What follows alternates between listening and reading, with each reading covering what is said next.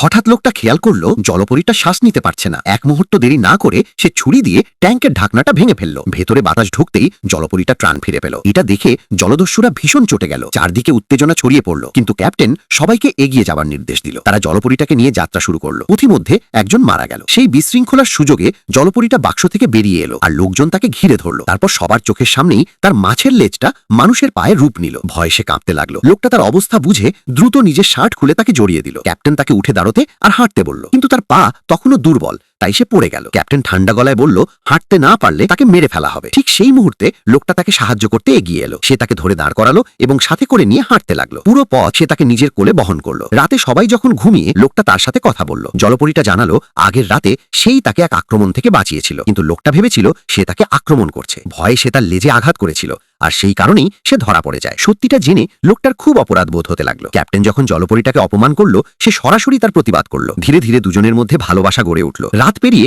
তারা জলপরীদের এলাকায় পৌঁছালো, কিন্তু সেখানে শুধু লাশ পড়ে আছে। ক্যাপ্টেন তাকে জাদুকরি চোখের জল ফেলতে বলল, না হলে তাকে মেরে ফেলা হবে। সে রাজি হলো না। তখন সে লোকটাকে মেরে ফেলার হুমকি দিল, তবুও সে রাজি হলো না। রাগে ক্যাপ্টেন লোকটাকে মেরে তার দেহ মরুভূমিতে ফেলে দিল। শাস্তি হিসেবে জলপরীটাকে একটা গাছে বেঁধে রাখা হলো। কিছুক্ষণ পর লোকটার জ্ঞান ফিরল, আর সে বুঝতে পারলো সে এখনো বেঁচে আছে। সে প্রাণপণে সমুদ্রের দিকে দৌড়ে গিয়ে জলপরীটাকে উদ্ধার করলো। দুজনে দেখা হতেই জলপরীর চোখ দিয়ে জল গড়িয়ে পড়ল। ঠিক তখনই নাবিকরা সেখানে হাজির হলো। তারা দুজনকে আলাদা করে ফেললো আর বোতলে জলপরীর চোখের জল সংগ্রহ করতে লাগলো। সেই মুহূর্তে সব সত্যি বেরিয়ে এলো। এই পুরো ব্যাপারটা ছিল ক্যাপ্টেনের সাজানো পরিকল্পনার অংশ।